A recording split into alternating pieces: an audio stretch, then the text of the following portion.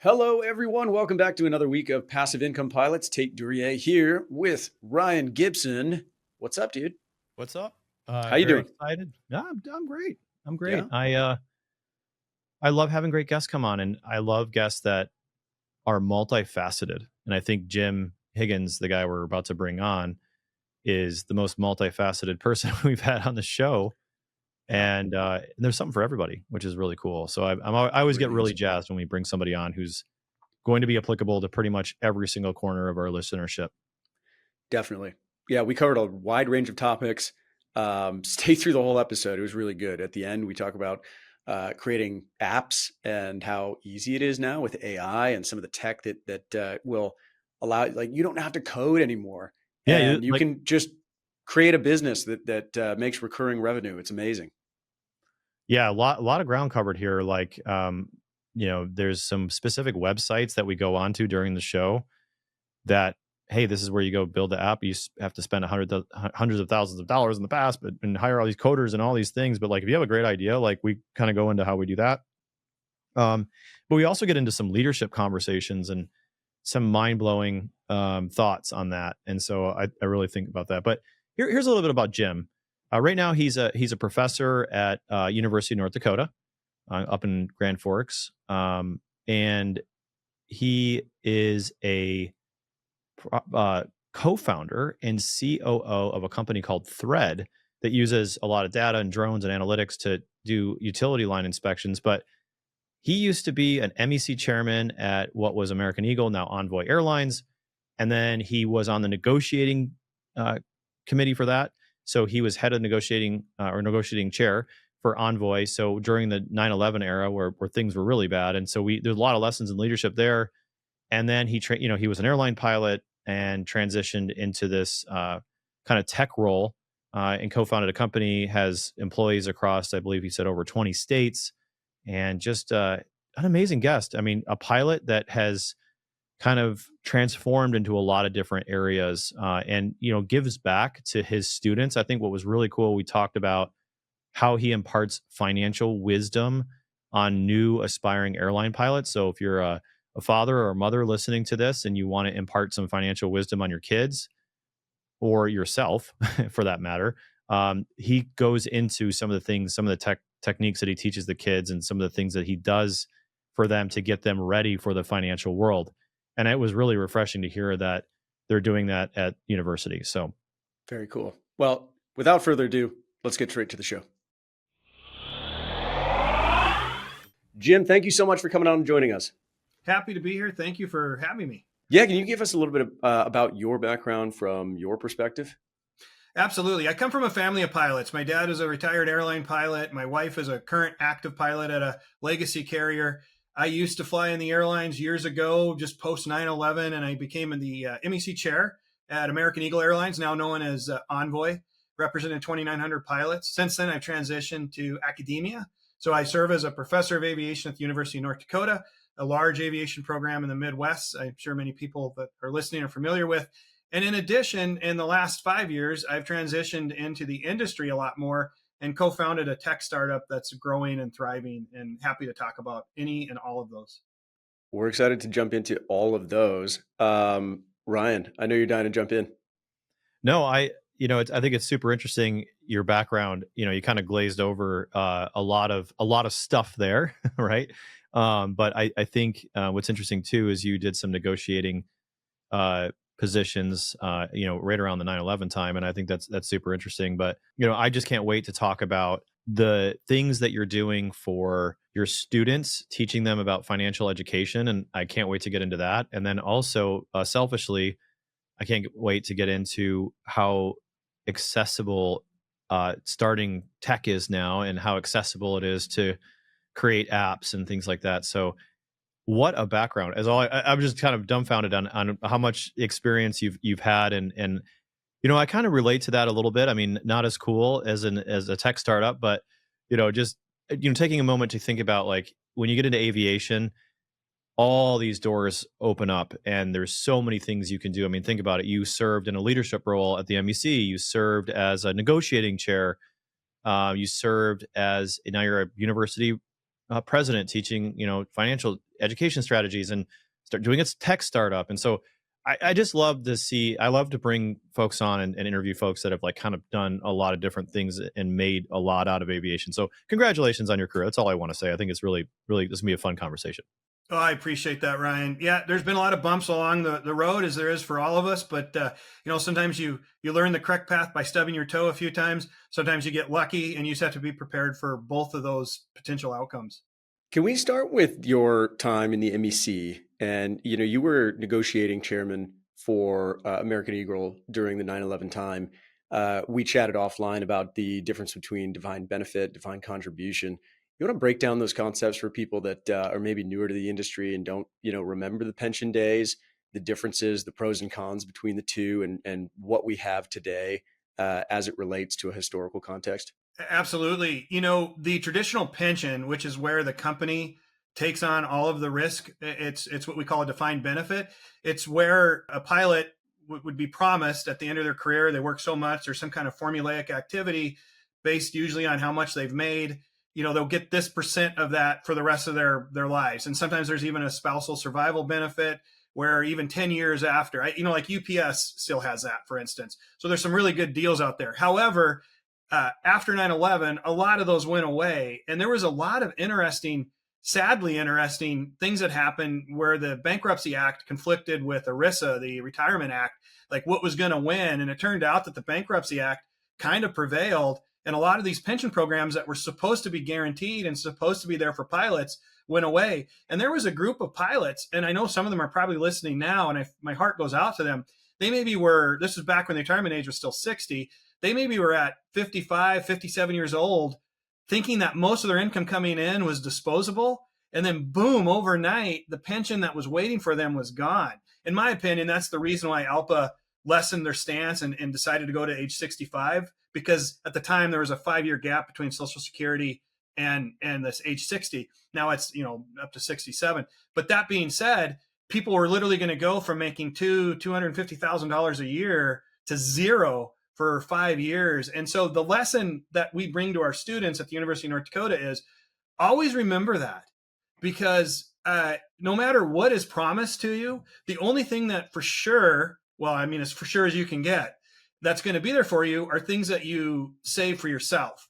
And if a pension is there, if Social Security is there for you, that's great. That's extra income for you and for your beneficiaries. That's fantastic. But if you don't rely on that, if you rely only on your own investing, you're going to end up much better. So that's what happened. And then the defined contribution, to go back to your original question, sorry to make this so long-winded, that's more of like your 401k type thing where you take the risk. You decide the company's going to give me 5, 10 different ways to invest, sometimes a little more, sometimes a little less, but you'll go in and you'll invest that. The benefit of a 401k, especially at a regional airline, is that it's portable. So the money you save there, including any contribution from the company, once you're vested, it will transfer with you to wherever, or it can just roll into an IRA or whatever the case may be. And so that was pretty beneficial, especially to the younger pilots or the pilots that had aspired to go to a major legacy carrier. However, there now is a large group of people that want to retire at a what we would call a regional airline, which is fine. So they have to be able to make that 401k, that defined contribution work. Sorry if I got too far afield on that, but hopefully that kind of encapsulates your question. No, this is great. I mean, I'm a huge proponent of defined contribution because I want to be vested. I want that to be my money. You fly with a lot of, older captains who unfortunately have had the rug pulled out of them, and they lament the disappearance of the pension. But, a promise to get paid later if the company's still around doesn't sound as good to me. So I'm a huge proponent of the new system. Absolutely. And in a bankruptcy nowadays, it used to be that, the company would have to fund, per the Pension Guarantee Corporation, they'd have to meet certain milestones. Well, of course, when the company has no money to do that, they go to bankruptcy court, and then the bankruptcy judge typically says, yeah, you don't have to fund your pension anymore. Now, there is a pension guarantee fund that the federal government puts in there, but you're looking at $1 for every 10. So if you had $1 million, just to keep the math simple, in your pension, you maybe are going to get 100,000 of that funded through this pension guarantee. So to your point, the defined contribution is the way to go. It's not as risky as a lot of people think, as long as and most 401ks control what you invest in. You're not going to be able to put it all in gold. I'm not saying there's anything wrong with putting it all in gold, but you're not going to be able to put it all in gold. They believe in diversification. They believe in age appropriate, age to retirement appropriate type of funds. And so you really can't get hurt, in my opinion, too bad by, fully funding your 401k. The biggest mistake I see with pilots is they do not maximize the matching contribution from their employer. And I mean, I know you guys have probably talked about that many times. It's such a critical mistake that you can make early on, because you need that extra $50, that extra $100, but if people can learn just to do that and be disciplined, it makes such a big difference. It's free money. It's literally free money. Well, and I want to get into time value of money with you in a minute, but you said something here that I want to unpack, which is that 401ks are portable, and we've talked about this concept on the show before. Is that if you're a regional pilot and you're moving to a major, that 401k from the old regional is portable to the new airline. However, you can also, at that moment, you should know that you can also take that and roll it into a self-directed IRA and invest in anything under the sun with that. So something to consider if you're in INDOC at Delta or United, you just made it, and the retirement committee comes in and says, okay, you can roll your funds into Empower with United now.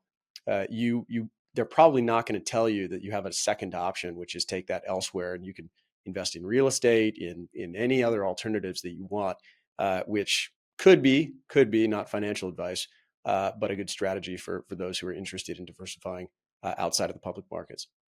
I'm a big believer in self-directed IRAs. I didn't know we were going to go that direction. I do have a self-directed IRA. Unfortunately, I wasn't able to invest in my own business because I was classified as an interested party. That's a whole nother thing. And you do have to probably get some legal opinions to navigate that field a little bit. But, if you have a good trustee that's used to that are quick acting, there's some really great opportunities. I certainly agree with everything you're saying. And you can absolutely kill the S&P average, over time. No problem about it. But I would put one caveat on it. It may not be for everybody, right? I mean, there's nothing wrong with just rolling it into an IRA and you lose the fees, you lose some of the other stuff. But if you don't know what you're doing, absolutely, then, maybe that's a little bit better. But yeah, that's exactly. great. Yeah, and I was going to say too, some custodians are set up for real estate. So I think this notion of self-directing, I know we're going long on self-directed, but I do think it's important to always bubble this up to the top, which is everybody has a self-directed IRA already, right? Because you can effectively select whatever you want to invest in. You can do whatever you want. However, what you can't do is certain investments that the custodian prohibits you from doing. So Fidelity is not going to let you invest in a Spartan or a passive income or a turbine capital syndication, right?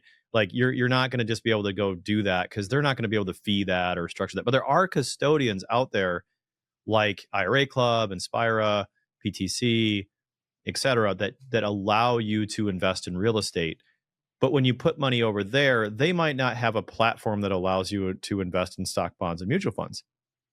So you're always self-directing with your custodian. You're always picking where you're investing, but some custodians are going to let you do certain activities and some aren't. So if you're sitting here thinking, okay, what does all this mean? Just know, I'm not giving tax legal investment advice, but I would say the best thing, if you're sitting at a regional and you're about to go to a major and you're at your major and they're like, what do you want to do? Do you want to roll in? Do you want to? I would say, don't roll in. Like go to whatever brokerage. At least wait, get educated, because once you roll it in, you can't roll it back out. Yeah. So keep your optionality. That's like eliminating all your alternate airports. Like why do that?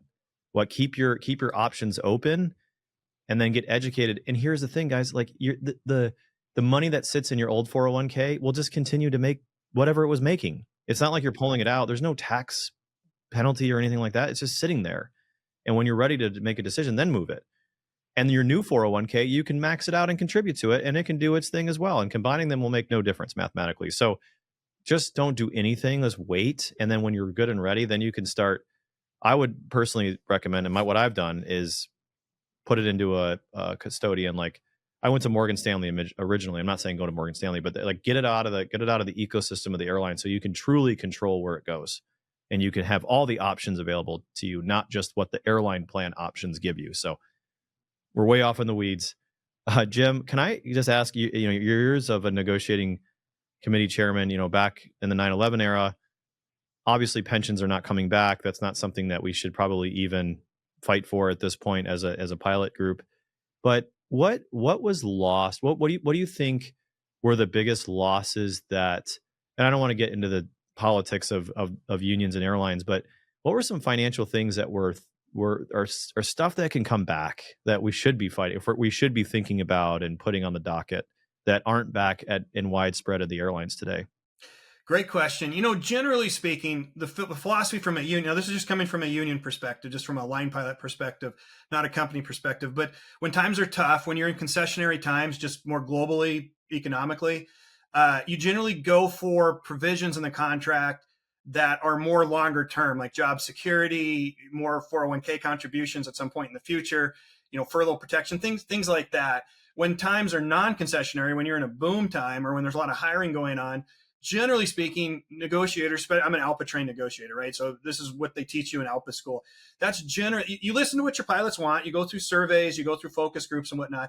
But generally speaking, that's when you go for the money, the immediate cash out, because you know that there's going to be cycles where there's concessionary times again in the future. You might have to give some of that back. So you want to collect that as much as possible. Just a kind of a wild ride cycle. So, but the things that I think we can bolster are, we can do more things with retirement. If you look at like FedEx, if you look at United, if you look at Delta and their latest contracts, they are doing some interesting things with their health savings accounts and also looking at some hybrid, I'm not saying they're getting around IRS, maximum contributions, but I'm telling you, pilots are able to now invest more than they were before because of some of these new hybrid programs being created. So I think more can be done there at other carriers. I don't know. My biggest complaint about line pilots, just in general, is they don't always pay attention to this long-term planning. They're very good at getting that short-term paycheck, maybe picking up an open trip that gets them time and a half or two times, maybe doing a turn on Christmas that they pay them $5,000, but they're not very good at saying, what's going to happen when I retire? And, how am I going to transition out? And so if they would just pay a little more attention to that, and if they would have their union negotiators put a little more emphasis, to your question, Ryan, on getting some of these things bolstered up for later on, I think that things will be better. So get new programs, maximize, if you don't have a health savings account that can go on top of your 401k or whatever you have, push your union to push for something like that. These are the things I think you could do. Yeah, it makes sense. What is the gold standard in HSAs at the airlines, in your opinion, right now? I don't know how familiar you are with each contract and all that, but what would be that example of what to fight for? Yeah, one of the biggest so not all HSAs are the same. I've learned that. There are rules, and some airlines are learning the better. ALPA does pattern bargaining, right? So I'm not sure about this, but I'm pretty sure FedEx might have been the first to do that. And then they're an ALPA carrier, so then I think Delta came along, then United Pilot Group came along and kind of patterned off of that. The biggest rub right now with the health savings accounts, as far as I understand, and I mean, there's definitely a lot of people out there that know a lot more about this than I do, but is what happens after retirement and what happens if you don't use things before retirement. So there are better rules at some carriers, like on what that can be used for. Obviously, you can use it for health up until retirement, and then it should convert into a tax deferred account for you after retirement, which is kind of a way. But there's that, like what are the rules with that? And I think if you look at some of the early HSAs at the airlines, there's a little more restrictive, and now you're starting to see the pilots kind of unfurl that. And then there's also another hidden thing I think pilots should look at going, and this is kind of answering your previous question. 529, if you have kids, which is a college savings plan, tax deferred college savings plan, you can really put money into that for your children, and if they don't go to college, it's just another mechanism for a savings account for them. And that's something, believe it or not, that employers can also do something with. It's another way to put more money in a tax deferred savings status. Anyway, I'm getting way afield of your question, but these are things to think about. This is great. And I recall from our episode with Toby Mathis, top 5 ways that pilots can save on taxes, that HSAs are extremely unique in that it's tax-free when it goes in, it's tax-free growth, and it's tax-free when it comes out. Yeah, because that's the best of all worlds. The problem is there are some rules with it. And like I said, I'm not as familiar with FedEx's plan. I just know it was one of the first. And there are some like rules about what transfers, what after retirement and whatnot. And I need to review that a little bit more. But at some point in the future, you guys should look into that to compare those differences. Okay, let's get back to what you educate your students on to do differently. I'd like to unpack that because a lot of captains and pilots listening to this that have children, and maybe they can impart some financial wisdom on their families and likewise, or make some better decisions on their own. I'd like to kind of understand. Okay, so you say you can't rely on a pension, you got to make your own way, but what other top tips do you provide them? One of the things we do with our students who typically are in that 18 to 21 year age bracket, however, we get some older than average for sure. So this applies to everybody. But one of the things we do is we demonstrate the time value of money. So we do have a class, for instance, called airline pilot preparation. And so literally one of the things that you do is we sit there and say, okay, you invest $20 a month. What is that when you're 65? And we use calculators for that, right? And everyone probably understands by now, I would hope, that time value is such an incredible function and feature. That being said, what I do is I talk about the lessons we learned after 9/11, where the pensions went away. I talk about the fact that Social Security, it should be there. My guess is politicians will always figure out a way to make something there, but I wouldn't rely on that either. I'm not trying to make a political opinion, but you just don't know if it's going to be there. And so what I do is we have the kids open a brokerage account, for instance, and the assignment literally is, I don't need to see your personal information. I just need you to come up with your laptop or your cell phone and show me that you've got a class. You can redact anything you want, but just show me that you open an account at wherever, Fidelity, TD Waterhouse, your local broker. Schwab is another one I see a lot of. Wherever you open it at, just show me that you open it. You'll get full credit for the assignment. You don't have to put any money in it, but just the fact that you've gone through opening it.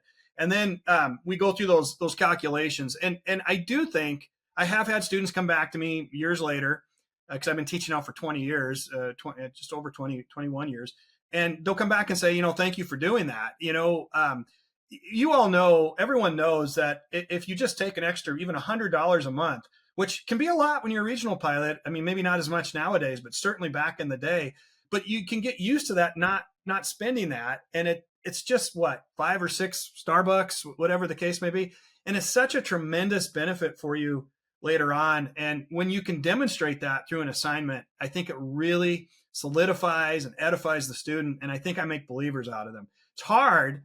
I'm not talking about the next generation. We always like to complain about the incoming generation. It's hard to make that connection on this, but I think we're able to do that because we demonstrate the math. Well, good on you for actually being, a university like UND and yourself. The teachers are everything. The professors are everything.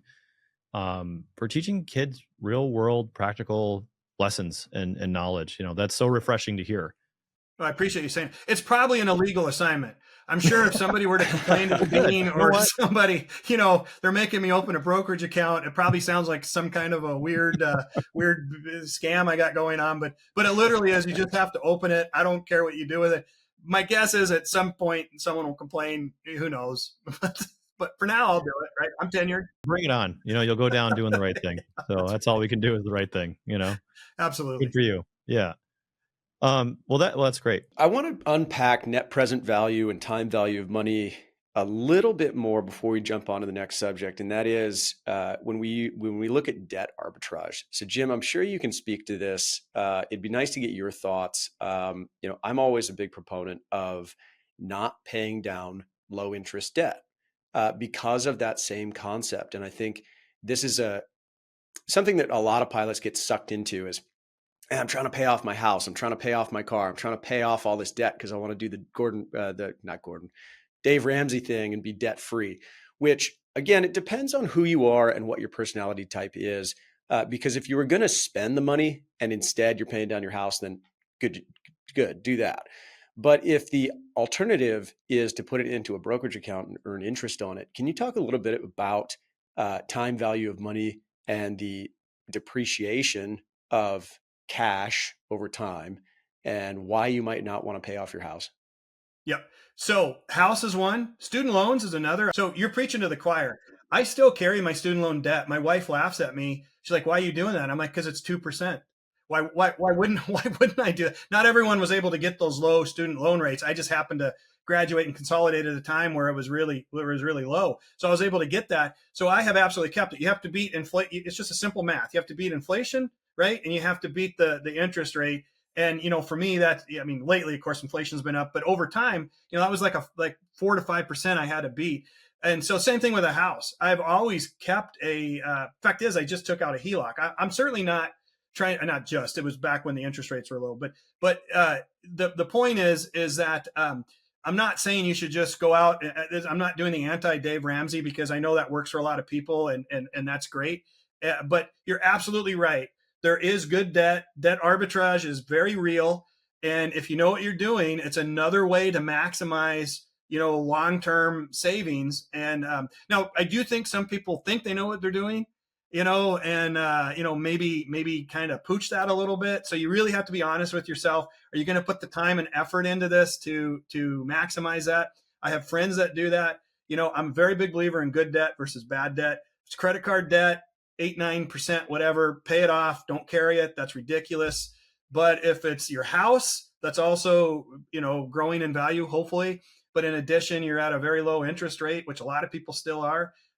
Absolutely. Fact is, I would even go so far as to say, if I had a loan from 10 years ago on a house and I was getting ready to move, I probably would rent it out. I know there's a lot of things with that, but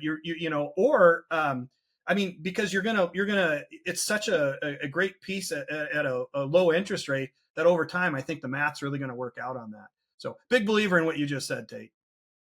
Thanks, Jim. Yeah, always something fun to explore. It's like if inflation is running at 5% and you have a loan at 3%, your inflation adjusted interest rate is -2, and your pay rates, go up over time. We're going to be making over $1 million a year as airline pilots in 20 years, right? And it doesn't mean that we're going to be being paid any more in real value. It's just the dollar decreases in value, and so your debt inflates away over time.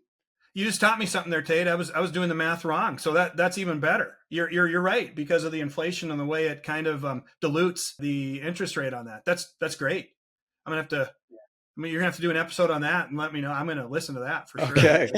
Well, we just did. Yeah. We just did, right? We just did. Yeah. Well, I'd really like to talk about this tech startup that you have, because you've now transitioned from being an airline pilot to, doing some amazing work for ALPA. And now you're the chief operating officer for a tech startup. Tell us about that. Yeah, the company's called Thread. It's based in Grand Forks, North Dakota. We have employees in about 26 states and a couple of different countries. It's a tech startup that services the utility industry with robotic inspections using drones, but also does a lot of data handling. And we've done really well. We've landed some good customers. But the reason why I think it might be something for your listeners to be interested in, certainly going out and founding a company with lots of employees is anything other than passive. But the one thing that might be of interest is I have personally witnessed, and I know all of us have felt the effect of AI and some of the capabilities and how it's just proliferating and growing very fast. And one of the lessons I have seen is if someone out there listening has a good idea for an app, right? And it generally, I think almost everyone has a good idea, one or two really good ideas, business ideas, and yeah, right. And maybe you're flying the line with somebody and somebody's complaining about a flight time, duty time calculator. I know ALPA puts out a good one, but you have some ideas on how you can improve that. Maybe you want to put in some kind of an angle where it maximizes pay, with your contractual work rules. So you're like, I could really design something there. You really can. Up until about 3 years ago, if you wanted to develop an app that you threw into the iPhone store or the Android store, you were probably looking at $100,000 of personal investment in 6 months to get to what we call an MVP, which is a minimally viable product. And even then, you'd have to support it, and people would be complaining about it, and it would cost a lot of money, and it would be anything other than passive. However, now with some of the tools, and just your listeners just have to do a YouTube search for, passive SaaS, SaaS, that's software as a service. They will see multiple people out there that it's kind of a merger of this gig economy with the tech startup. They kind of come together now, and there's a new term out there called micro SaaS. So it's where somebody comes up with an app, the AI basically designs and deploys it. And right now there are people listening to this that are been programmers for years, and they're going to be very, very mad. And it is kind of scary that this is changing. We see the same thing with pilots and automation as well. But the barrier to entry in this is the lowest I've seen, and it's only going to get lower. It's to the point now there's tools out there like Cursor and Replit and of course Chat GPT and all kinds of things that when you combine them and you just watch a couple of these YouTube tutorials, you can absolutely deploy an app. It's still up to you to market it a little bit, but you can also use Chat GPT to do that. Design a marketing thing for my SaaS, and it'll come up with probably, you could pay a lot of people money to market it, or you could, just kind of do it bare bones. And it's what we call micro SaaS. It's a burgeoning industry. And I think you're going to see a lot of millionaires minted in the next 5 to 10 years. A lot of them are going to be in that younger demographic because they're all over this. If you think about it, that is so incredible, because people have ideas and they see inefficiencies. And then the roadblock is they don't know how to code. That's right. Or they don't have the money to do it. So you're sitting on a big idea and all of a sudden you go, oh, well, this will just do it for me. And I feel like the trick about AI right now is not, I think the younger generation listening to this, oh, AI will just do it for me. Right. Almost. But exactly. You've got to have the prompt. You have to have the contextualization to do the thing that you want it to do. Yep. And I'm going through this personally right now. I don't mean to go on a tangent, but in my company, I'm actually hiring a lot of folks right now, and a lot of new operational leaders and things like that. And we build systems and processes. And in the past, I'd have to write a manual and go through all these things. But now, I'm using a thing called Loom, which everybody is very widely accessible to people.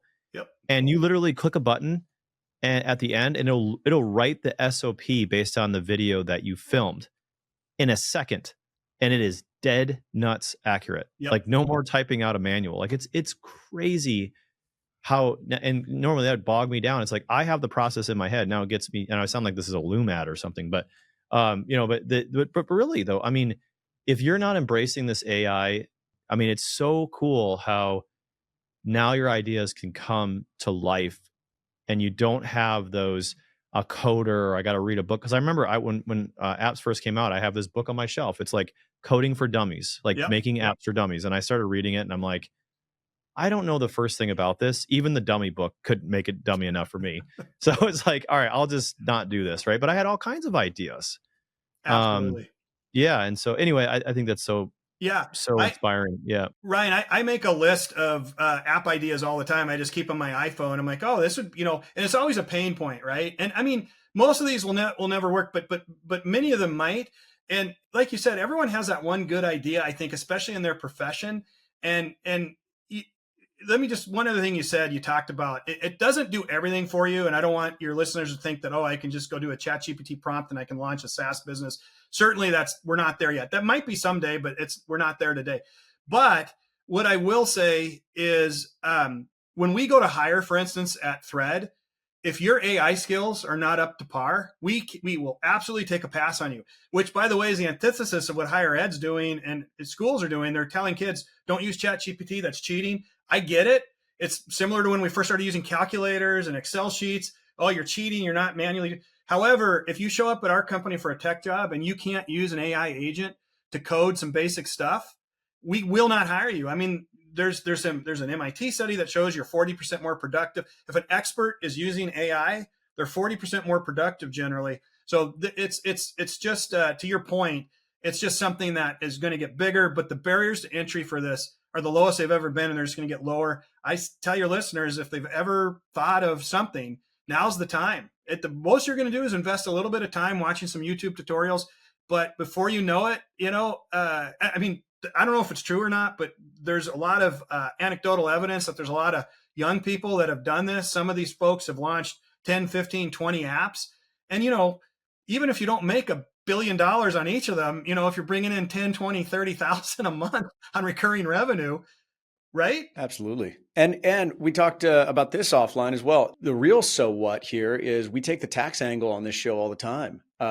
If you have a side hustle, if you have a business that now you can start running some expenses through, If your business is making 10 grand a month and you can run your car and your cell phone bill and all those sort of things through it, then you're not paying taxes on, you're not paying for your cell phone and your car with after tax dollars. You're paying for your cell phone and your car with pre-tax dollars. Pre-tax. Yep. And so it's a huge benefit in that respect. I mean, your business eventually is going to have to make money. You can't just continually lose money just to write it off.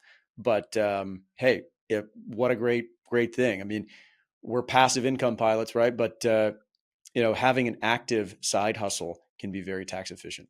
Absolutely. I mean, just with the software alone, not to get into the weeds, but your software development, you need to contact a CPA for this and probably an appropriate lawyer. But for instance, that software development can be depreciated. The amount of money you spend on developing the software, the IRS has all kinds of tax credits for that too, to help defer the risk of spending. So if you build a platform that has an ARR of, I don't know, $100,000 a year, something less than 10,000 a month, that's probably, again, talk to a CPA, don't go off of what Jim Higgins is saying. That's probably a 300,000 to 400,000. You probably take a 3 to 4x multiple on the ARR, and that's probably what you can depreciate. Now, like you said, eventually you have to show a profit. You have to show that you're making money, that you're there for a business.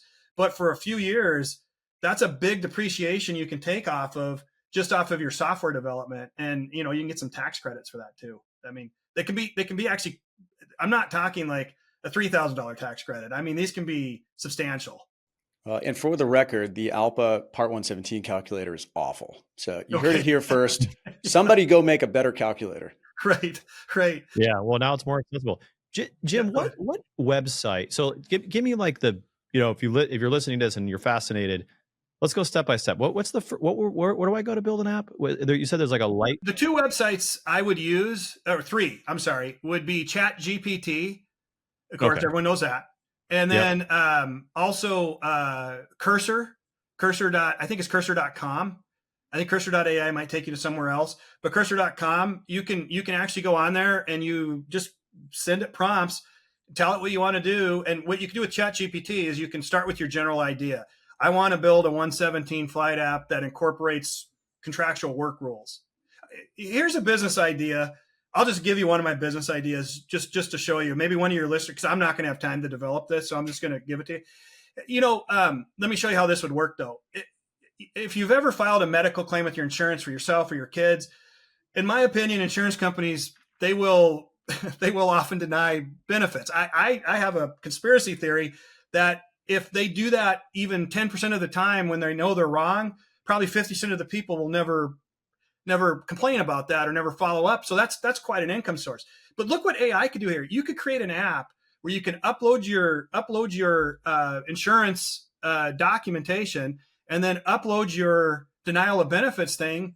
And you can build an app that will generate a letter, tell you how to complain, make the complaint for you. So you could do this all on cursor.com. Just tell it exactly what you want to do. Put this app in the App Store, charge $1 a month for it, $3 a month for it, or do it on a per basis use. And I'm telling you, that's a viable business. I mean, think of any pain point you've ever had in your life, and there's going to be somebody that could develop an app that can take that away. 117 medical. So yeah. And then the other website, is Replit, REPLIT. There's kind of an argument back and forth which one is better at coding. I think that as new AI models come out, they kind of ebb and flow. So sometimes right now I use Cursor. I mean, I haven't deployed an app with this. I don't want to tell your listener that, but I have played around with it pretty extensively. And so I know it can be done. It's going to take a little bit of time, probably a little bit more than if you were just to go and invest in real estate, although there's some due diligence you have to do there too, right? I mean, it takes time to invest in real estate. Trust absolutely. me. So the passive part comes later on, right? Yeah, absolutely. So my guess is it might even be tantamount to the same amount of time, but, put it in, try it out. The worst thing that can happen is you wasted a little bit of time, but you've also educated yourself. Yeah, totally. That's amazing. Very cool. All right, you heard it here first. We're expecting anybody who develops an app because they listened to this episode. We want to see it on the Facebook group, and we'll all download it and start paying you. Perfect. Yeah. Well, I don't know about that. I thought I was going the other direction where we take our royalty. Yeah, we're gonna take a cut. There we go.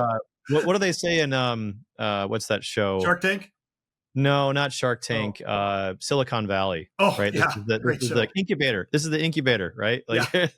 you got to pay your Right. incubator Love fees. That's right. You're in my house, so you owe me the. Yeah, exactly. That was a great show. That's pretty close to reality, by the way, for tech startups. Oh, yeah, I bet that was such a fantastic show. I think it ended. But It ended, but it was one of the only shows out there. I'm like, man, that is my day-to-day life in a tech startup. Yeah, that in Portlandia. I think they nailed what Portland's like.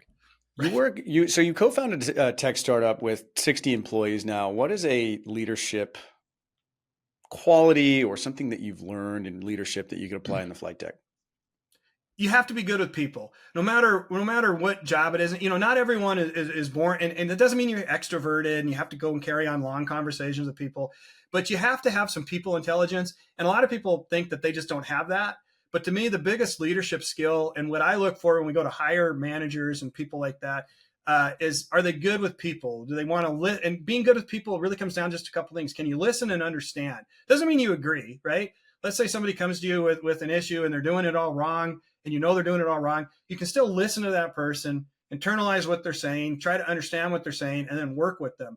And the best people in the industry, let me put it this way. This is what I tell our people all the time, that a toxic employee is worth 10 just average employees. 10, that's how much they can take things down. And a toxic leader it can absolutely destroy 100 employees. And so You got to find those people that are just really good with people and don't mind listening and, have that patience and listening and understanding. Again, doesn't mean you can't be tough. I was a union leader, right? I was MEC chair. I mean, every day you'd show up and there'd be some tough decisions you'd have to make. But that being said, you can still, at the end of the day, try to work on your relationships with your coworkers, your FO, your captain. I mean, it's what we call, pilots have known for years, CRM, right? I mean, it's we laugh about it sometimes, but it is a critical life skill, whether you're flying an airplane during an emergency or whether you're talking to your bank teller trying to figure out why the ACH didn't go through. Right. Absolutely. Yeah, we do that quite a lot. Right. Was there something that you've done in your career that you can kind of show the cookies back to? I learned a lot about leadership when I took this course or was in this role or read this book. So I became the MEC chair in October of 2001, just shortly after 9/11. And I was tested on day one. And what happened was, and I'm not saying the company was being mean or vicious or whatever, but they saw an opportunity, right? They saw an opportunity, a new guy in here. And so I got a choice put to me. Hey, we can prevent 50 furloughs if you just agree to X. And X, by the way, was something that we said we'd never agree to, right? As a union, we couldn't. And it was like day one. And I'm like, holy crap, what did I get myself into? Do I let these 50 guys and gals go to the street? Or do I, what an impossible thing. And that was a crucible, right? And so what I did is I talked to some previous people that I trusted that have been in that position. And what I learned from that, and I'm not saying just devalue anyone else's advice, but the people in life that will give you the best advice for being a leader are the people that have gone through it before, not necessarily the people that have learned about it from a textbook, read about it. I mean, certainly they have their advice, but until they've felt that fear of your decision is going to send 50 people to the street, or you're forever going to sell your soul to the company, until you feel that, that's what I think bears leadership, and that's when leadership is born. So that was my crucible. That was my moment. And then after that, I read a lot. I don't know if you're familiar with Colin Powell. He's passed away now, but yeah. So he wrote a book called My American Journey. It's a big, long read, but that thing is so full of leadership lessons. And one of the things that he said always stuck with me, no matter how bad it is today, when you wake up tomorrow, it's probably not going to be that bad. And he had a lot of little lessons like that. He also talked about one, I don't mean to keep going, but I think this might be pretty interesting. He also talked about being a floor sweeper in college. And here he was, the Secretary of State, Chairman of Joint Chiefs of Staff, but he still would put on his resume that he used to sweep floors in college. And he was asked about that once on an interview. Why do you put that on there? And he goes, hey, listen, man, when I was a floor sweeper, I was proud of that job. And I was determined to be the best floor sweeper in the world. Now, I don't know, guys. I don't know how many floor sweepers there are in the world, but I'm sure it's in the millions. And imagine that kind of mentality to where you're going to be the best one of those in the entire world of all the people that do that. And to actually believe that, even if you come up short, you're going to be pretty amazing. And, if you study this guy's career, he came through a different path than most that get to the chairman of the Joint Chiefs of Staff. Probably could have been president if he wanted. And all of that being said, when those are the things that have affected my leadership, was the crucible I was in day one of being the MEC chair. And then also the lessons I learned from reading about Colin Powell and some of his stuff. I've always, before he passed away, I really wanted to meet him and, just tell him, how much of an impact he had. But anyway, hopefully that answers your question, Ryan. I'm sure there's been a lot of other instances, but those are the big ones. I love that. I mean, be the best you can be, and no matter what you're doing. And I think that is just such a good life mentality. Yes.